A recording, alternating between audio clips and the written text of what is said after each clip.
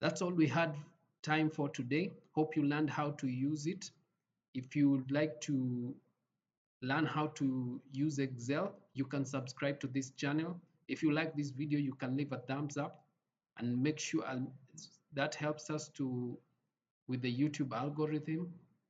And if you would like to see a different kind of video, you can leave your comments down on the comments section, and I'll be happy to make a video with your instructions.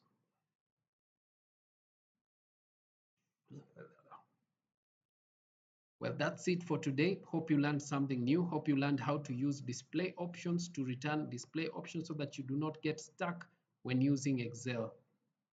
If you like this video, you can go ahead and give it a thumbs up. If you learned something new, make sure to subscribe to keep learning new things. I usually post content every week on this channel. And if you have an idea or you'd like to make a suggestion of a video you'd like me to do, you can let me know on the comment section and I'll be happy to get back to you on that. This has been Martin from Excel Walk. Until next time, keep walking.